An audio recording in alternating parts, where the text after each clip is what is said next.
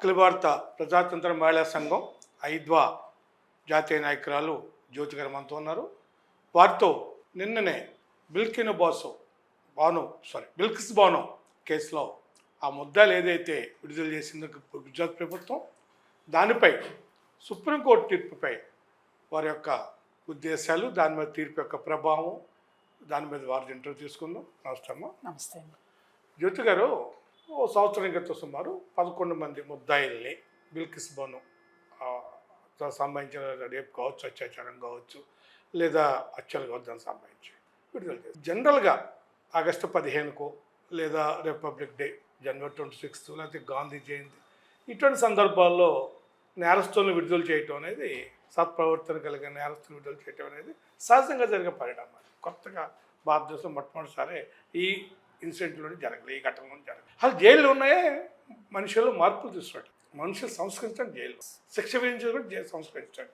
ఆయన సంస్కరించబడ్డారు, వాళ్ళు విడుదల చేయబడ్డారు. దాన్ని ఇంత కేసులు సుప్రీంకోర్టులు ఇంత అడావుడు చేయాల్సిన అవసరం ఎందుకు వచ్చింది? నిన్న సుప్రీంకోర్టు ఇచ్చిన తీర్పు దేశ అత్యున్నత న్యాయస్థానం దేశవ్యాప్తంగా మహిళలందరికీ న్యాయ వ్యవస్థ పట్ల ఒక విశ్వాసాన్ని,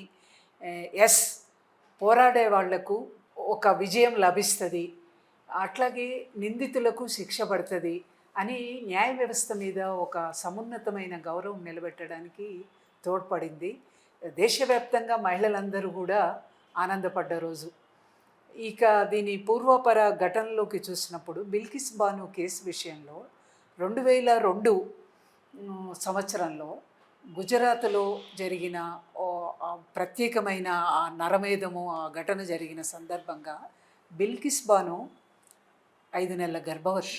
తనతో పాటుగా బిల్కిస్ బాను పైన సామూహిక అత్యాచారం చేయడంతో పాటు గోద్రా ఘటన, అది జరిగిన అల్లర్లు, రైలు ఘటనలో జరిగిన ఇది, ఆ తర్వాత అల్లరి మొక్కలు, ప్రజలపైన విధ్వంస చర్యలకు పాల్పడడం, ఈ సందర్భంగా ప్రజల మీద మూకుమ్మడి దాడి చేస్తున్న సందర్భంగానే బిల్కిస్ బాను పైన 5 నెలల గర్భవతి పైన సామూహిక అత్యాచారం, ఆమె కళ్ళ ముందే 3 సంవత్సరాల బిడ్డను అత్యంత కిరాతకంగా నేలకేసి కొట్టిని చంపిన ఘటన, అట్లాగే తల్లితో పాటు 7 మంది కుటుంబ సభ్యులను హతమార్చిన ఘటన, 14 మంది ఆ సందర్భంగా చనిపోయిన ఘటన కళ్ళ ముందు కనిపిస్తూ ఉంది. ఆ సందర్భంగా ఆ నిందితులను 11 మందిని అరెస్ట్ చేసి జైలుకు పంపించిన తర్వాత సంవత్సరంన్నర క్రితము ఆగస్టు 15 సందర్భంగా ప్రధానమంత్రి ఎర్రకోటలో పైనుంచి దేశ ప్రజలను ఉద్దేశించి మాట్లాడుతూ, ఖచ్చితంగా దేశంలో ఉన్న ప్రతి ఆడబిడ్డకు మేము అండగా ఉంటాం, ఈరోజు మహిళల సంరక్షణ కోసం కేంద్రంలో ఉన్న బీజేపీ ప్రభుత్వం ఎటువంటి చర్యలు తీసుకుంటుంది, ఏకరువు పెడుతున్న సందర్భంగానే అక్కడ అత్యంత కిరాతకంగా బిల్కిస్ బాను పైన అత్యాచార ఘటనకు ఒడిగట్టి ఆమె కుటుంబ సభ్యులను ఆమె కళ్ళ ముందే చంపేసి, ఆ రకంగా నేరానికి పాల్పడ్డ నిందితులను ఆ రకంగా సత్ప్రవర్తన పేరుతోని గుజరాత్ ప్రభుత్వము వాళ్ళని విడుదల చేసి, వాళ్ళకు పూలదండలేసి సత్కరించి, ఇంకా తనకు తాను కితాబిచ్చుకుంటూ వాళ్ళు 14 ఏళ్ళు జైల్లో గడిపారు. ఈ ఆగస్టు 15 సందర్భంగా దాన్ని మొత్తంగా సమీక్షించి వాళ్ళకు క్షమాభిక్ష పెట్టి ఆ రకంగా బయటికి తీసుకొచ్చినామని చెప్పింది. గుజరాత్లో జరగబోయే అసెంబ్లీ ఎన్నికలకు ముందు ఈ చర్య అక్కడి ప్రభుత్వం తీసుకుంది. దేశవ్యాప్తంగా ప్రజలంతా నివ్వెరపోయినారు. అంటే దీంట్లో ఎన్ని ఓట్ల రాజకీయం కూడా ఉందంటారా? ఖచ్చితంగా ఓట్ల రాజకీయం. గుజరాత్ ప్రభుత్వానికి ఆ హక్కు ఎక్కడిదండి? కేసు విచారణ మొత్తంగా మహారాష్ట్రలో జరిగింది, విచారణ మొత్తం అక్కడ జరిగింది. ఏదన్నా నిర్ణయం తీసుకోవాలనుకుంటే అక్కడి ప్రభుత్వం తీసుకోవాలి, కానీ గుజరాత్ ప్రభుత్వానికి ఎక్కడిది ఆ హక్కు? అటువంటి తీసుకునేటందుకు చర్యలు, ఆ రకంగా ఎటువంటి నైతిక బాధ్యత, నైతికంగా ఎటువంటి హక్కులు లేవు. కానీ గుజరాత్ ప్రభుత్వం అక్కడ ఎన్నికల దృష్టిలో పెట్టుకొని వీళ్ళని విడుదల చేసి దానికి ఒక కితాబు, సత్ప్రవర్తన, ఇప్పటికే 14 ఏళ్ళు జైలు శిక్ష అనుభవించినారు. ఇక దానికి కులాన్ని కూడా ఆపాదిస్తూ బ్రాహ్మణులు, సత్ప్రవర్తన, ఎక్కడ ఏ మాట కరెక్టేనండి. మీరు గుర్తు చేశారు.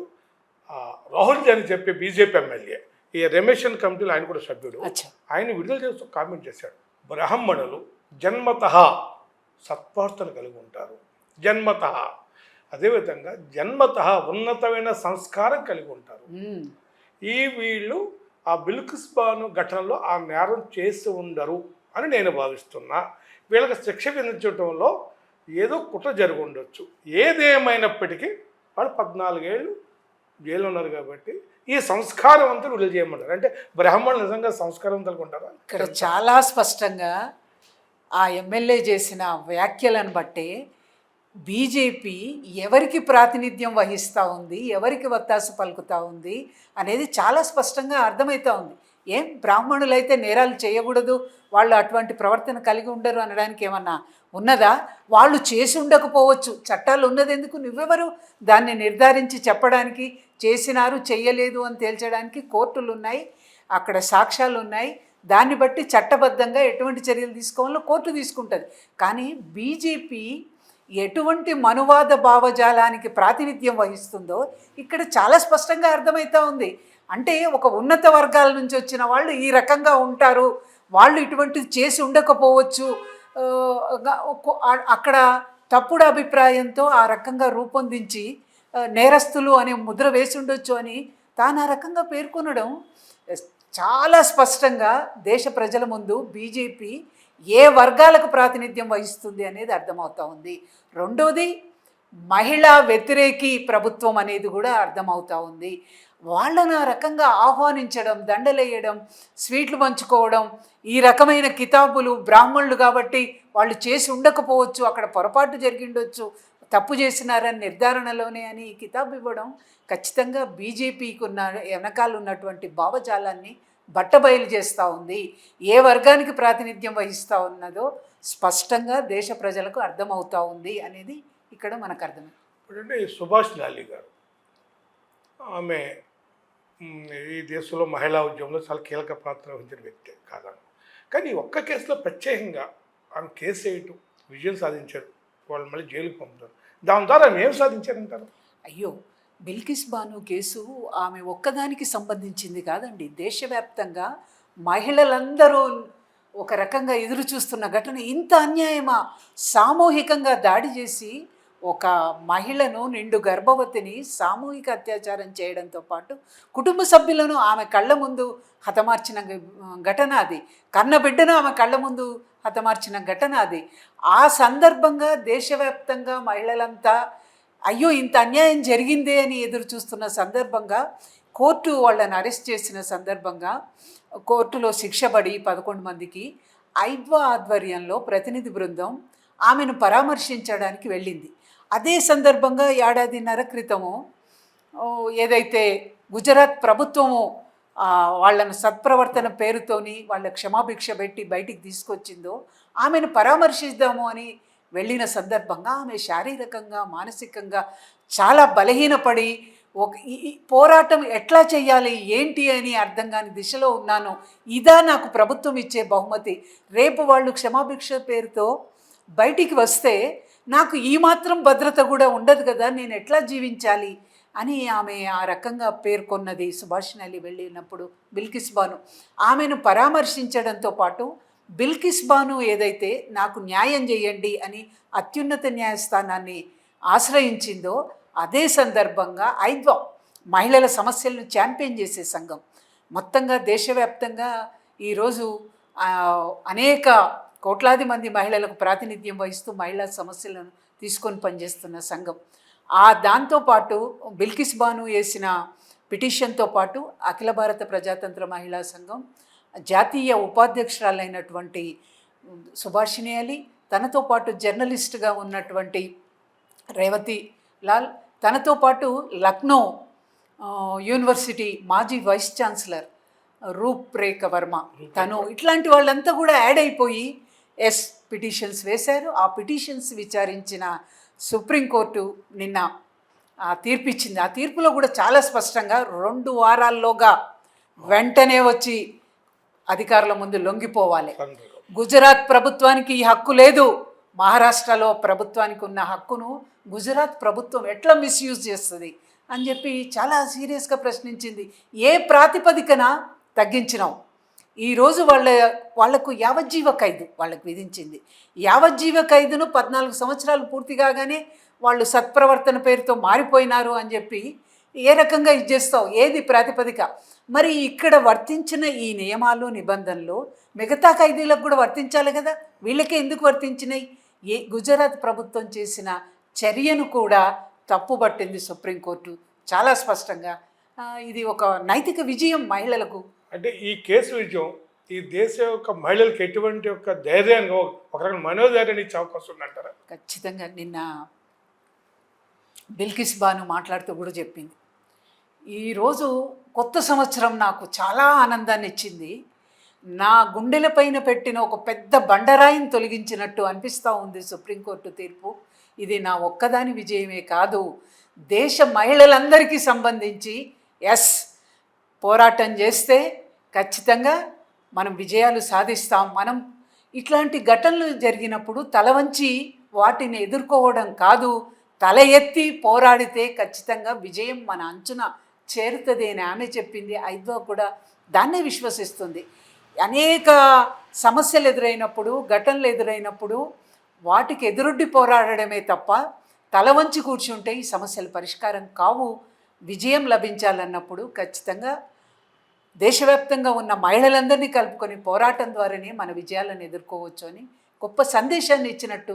న్యాయ వ్యవస్థ మీద కూడా ఏం చేస్తానులే పోరాటాలు, ఎన్నేళ్ళు చేసినా ఇది ఇంతే, కోర్టులు కూడా బాధితుల పక్షాన ఉండట్లేదు అని నీరసపడిపోతున్న సందర్భంగా సుప్రీంకోర్టు ఇచ్చిన తీర్పు మహిళలకు ఒక నైతిక బలాన్ని, న్యాయ వ్యవస్థ మీద సంపూర్ణమైన విశ్వాసాన్ని కలిగించడానికి తోడ్పడ్డది. ఇప్పుడు నాకు ఒక సందేహం, మీరు చెప్పినది కూడా నాకు సందేహం. గుజరాత్ కేసు అనేది ఇక్కడ జరిగింది, మహారాష్ట్ర శిక్ష మహారాష్ట్ర కోర్టు నుంచి. అవును. గుజరాత్ ప్రభుత్వం రెమిషన్ ఇచ్చి విడుదల చేసింది, అది తప్పని చెప్పి కరెక్ట్. ఇప్పుడు మహారాష్ట్ర కూడా బీజేపీ ప్రభుత్వం ఉంది, మళ్ళీ దీన్ని తిరుగుతోడే ప్రమాదం ఉందా? ఉంటే అప్పుడు ఏంటి పరిస్థితి? మన తిరుగుతోడే అవకాశమే లేదండి. ఏంది సుప్రీంకోర్టు ఇక్కడ ఈ తీర్పు ఇచ్చింది. సుప్రీంకోర్టు టెక్నికల్ ఏముంది, ప్రధానంగా సుప్రీంకోర్టు మహారాష్ట్ర వల్ల ప్రభుత్వం శిక్షణ గుజరాత్ ప్రభుత్వం రద్దు చేసింది, అది కరెక్ట్ కాదని. లేదా ఇక్కడ మహారాష్ట్ర బీజేపీ అలయన్స్ ప్రభుత్వం ఉంది కాబట్టి ఏదైనా మళ్ళీ దీన్ని తిరుగుతోడు వాళ్ళకి ఇచ్చే అవకాశం ఉంటే అప్పుడేంటి మన కర్తవ్యం? ఎప్పుడైనా పోరాటమే అండి, తిరగదోడే అవకాశం. ఇక్కడ కూడా జరిగిన ఘటనను కనుక పరిశీలిస్తే ఈ నిందితుల్లో ఒక నిందితుడు అక్కడ మహారాష్ట్ర గవర్నమెంట్కి అప్పీల్ చేసుకున్నాడు, అక్కడ మహారాష్ట్ర కోర్టుకు అప్పీల్ చేసుకుంటే అక్కడ దానికి సంబంధించి తిరస్కరించింది, గుజరాత్లో కూడా అప్పీల్ చేశాడు, అక్కడ తిరస్కరించింది. ఇవన్నీ విషయాలన్నీ సుప్రీంకోర్టు ముందు పొందుపరచకుండా ఉండి మరుగున పెట్టి మళ్ళీ సుప్రీంకోర్టులో తనకు ఈ క్షమాభిక్ష కావాలని మళ్ళీ ఒకసారి అప్పీల్ చేసుకున్నాడు, ఈ ఘటనలన్నీ మరుగుపరిచే ప్రయత్నం చేసినాడు అని కూడా సుప్రీంకోర్టు తన దృష్టికి తీసుకురాకుండా ఈ అనేక అభ్యర్థనలు పెడుతూ ఆ నిందితుడు ఆ రకంగా ప్రవర్తించాడు అని చెప్పి కూడా చాలా స్పష్టంగా అందులో పేర్కొన్నారు. ఇక్కడికి వచ్చే వరకు ఇక్కడ అన్ని చోట్ల తిరిగి మళ్ళీ సుప్రీంకోర్టులో కూడా తనకు క్షమాభిక్ష ప్రసాదించమని పిటిషన్ కూడా పెట్టుకున్నాడు. తనతో పాటుగా 11 మందికి సంబంధించిన తీర్పు అది వచ్చింది. ఇక్కడ ఈ అంశాలను కూడా సుప్రీంకోర్టు ప్రస్తావించింది. అయితే ఈ సందర్భంగా మళ్ళీ వెళ్ళడం, ఒక అత్యున్నత న్యాయస్థానం ఒక తీర్పు ఇచ్చిన తర్వాత మళ్ళీ కింది కోర్టులకు వెళ్ళి మళ్ళీ అప్పీల్ చేసుకోవడం, ఇది కాదు అక్కడ జరిగేది. ఖచ్చితంగా కోర్టు ఏదైతే మన దేశానికి సంబంధించి ఒక అత్యున్నతమైన స్థానంలో ఉన్న సుప్రీంకోర్టు ఇచ్చిన జడ్జిమెంట్ను ఖచ్చితంగా ఫాలో కావాల్సిందే, అమలు పరచాల్సిందే. కింది కోర్టులు ఇక దానికి కింది కోర్టులో న్యాయం జరిగినప్పుడు పైకోర్టుకి వెళ్తారు, పైకోర్టే ఆ రకమైన తీర్పు ఇచ్చినాక మళ్ళీ అప్పీల్కి వెళ్ళే అవకాశం ఉండదని నేను భావిస్తున్నాను. అదే సందర్భంలో ఫైనల్గా ఈ మొత్తం ఘటన నేపథ్యంలో బీజేపీ ప్రభుత్వం యొక్క మహిళల పట్ల ఎటువంటి వైఖరి ఉందని మీరు భావిస్తున్నారు? ఖచ్చితంగా అండి. బీజేపీ మొన్న రెజ్లర్ల అంశం చూసాము.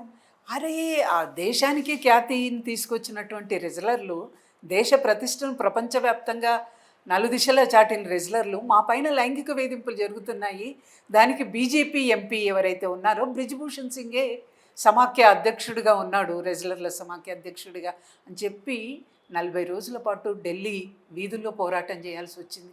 ఒక్క చర్యనే తీసుకున్నారా? ఒక్కటైనా మళ్ళీ ఇప్పుడు గెలిచిన సంజయ్ సింగ్ కూడా వాడి వ్యాపారంలో పార్ట్నర్, వాడికి అత్యంత సన్నిహితుడు. డమ్మీ అని చెప్పిన డమ్మీ. వాడు ఎలక్ట్ కావడం ద్వారా నేను నా ప్రొఫెషన్ను కొనసాగించలేను అని సాక్షి మాలిక్ నేను ఆటల నుంచి నిష్క్రమిస్తున్నాను అని చెప్పి ఆమె వెనక్కిపోయిన పరిస్థితి. అనేక మంది తమ అవార్డులు వెనక్కిస్తున్నారు. ఆశారాం బాపు ఘటన కావచ్చు, అనేక ఇన్సిడెంట్లో నేర చరిత్ర కలిగిన ప్రజాప్రతినిధులు ఈరోజు బీజేపీ పార్టీలో ఉన్నారు. వాళ్ళ మీద అనేక ఘటనలు దృష్టికి వస్తున్నప్పటికీ ఒక్క చర్య ప్రభుత్వం తీసుకోవడానికి సిద్ధంగా లేదు. నేరస్తులకు కొమ్ము కాసే ప్రభుత్వం బీజేపీ ప్రభుత్వం. మహిళలకు భరోసానిచ్చే ప్రభుత్వం కాదు, మహిళలకు అండగా నిలబడే ప్రభుత్వం కాదు అని స్పష్టంగా అర్థమవుతా ఉంది అనేది. గుజరాత్లో అదే ప్రభుత్వం, కేంద్రంలో అదే ప్రభుత్వం. మోడీ గారు ప్రధానమైన స్లోగన్ బేటీకు బడావో, బేటీకు బచావో, బేటీకు బడావో, మంచి పెద్ద స్లోగన్. అసలు ఆ స్లోగన్ తోటి ఆయన ముందుకు వచ్చారు కదా. అంత అందమైన స్లోగన్ దొరికి ఎవరో లేదు. మీరు మహిళలు వ్యతిరేకంగా చెప్తారు. బేటీ పడావో బేటీ బచావో నినాదము నోటి మాటలకు పరిమితమైంది. ఎర్రగడ్డ నుంచి మన్ కీ బాత్ మాట్లాడేటప్పుడు ఆ సందర్భంగా ఉపయోగించుకునే పదాలకు పరిమితమైంది తప్పితే ఆచరణలో బీజేపీ ప్రభుత్వం అడుగడుగున అట్టడుగు వర్గాల వాళ్ళతో పాటు మహిళల వ్యతిరేకి ప్రభుత్వంగా ఈరోజు మన కళ్ళ ముందు కనపడతా ఉంది. అనేక ఘటనలు తార్కాణంగా మన కళ్ళ ముందు సాక్ష్యంగా కనిపిస్తూ ఉన్నాయి. ఈరోజు సుప్రీంకోర్టు ఇచ్చిన తీర్పే ఖచ్చితంగా గుజరాత్ ప్రభుత్వాన్ని, బీజేపీ ప్రభుత్వాన్ని తప్పుపట్టింది, కేంద్ర ప్రభుత్వాన్ని తప్పుపట్టింది. ఎన్నికల ముందు ఎన్నికల్లో లబ్ధి పొందడానికి ఈ నిందితులకు ఆ పేరుతో క్షమాభిక్ష పెట్టి తీసుకొచ్చిందని కూడా స్పష్టంగా బయటికి తీసుకొచ్చిందని చెప్తా ఉంది కోర్టు. ఆఖరిగా మీరు అసలు మొత్తం ఈ కేసు నేపథ్యంలో బీజేపీ ప్రభుత్వం మహిళల పట్ల వ్యవహరిస్తున్న మీరు చెప్పిన తీరు నేపథ్యంలో మీరు ఏ సందేశం తెలుసుకున్నారు? మొత్తంగా ఈ బీజేపీ ప్రభుత్వం ఈరోజు ఎటువంటి వర్గాల ప్రయోజనాలకు కొమ్ము కాస్తుంది అనేది మనకు చాలా స్పష్టంగా అర్థమవుతూ ఉంది. ధనికులు అత్యంత ధనికులవుతున్నారో ఆదాని, అంబానీ, కార్పొరేట్ శక్తుల ప్రయోజనాలు కాపాడడానికి బీజేపీ ప్రభుత్వం ఉంది. పేదల సమస్యలు, ప్రజల సమస్యలు ఏమాత్రం పట్టట్లేదు. అందులో దీనికి కితాబిస్తూ కూడా బిల్కిస్ బాను కేసులో బ్రాహ్మణులు ఇటువంటి తప్పు చేయరు అని కితాబిస్తూ అక్కడో పొరపాటు జరిగింటుంది అని అంటే ఏ వర్గాలకు ఈ ప్రభుత్వం ప్రాతినిధ్యం వహిస్తుంది అనేది స్పష్టంగా అర్థమవుతుంది. ఈరోజు దళితులు, గిరిజనులు, అట్టడుగు వర్గాలు, మహిళలు ఈ ప్రభుత్వం అనేక రకాలైన సమస్యలు వీళ్లకు కల్పిస్తూ ఉంది. ఖచ్చితంగా దళిత వ్యతిరేక ప్రభుత్వం, గిరిజన వ్యతిరేక ప్రభుత్వం, ఇది మహిళా వ్యతిరేక ప్రభుత్వం అనేది చాలా స్పష్టంగా అర్థమవుతా ఉంది. ధన్యవాదాలండి. మీకు మీ అమూల్యమైన సమయాన్ని ఇచ్చి మాకు ఈ బిల్కిస్ బాను కేసు, రమేష్ను మొత్తం సుభాషాలి ఈ సుప్రీంకోర్టు వివరించేందుకు మరొకసారి నమస్తే.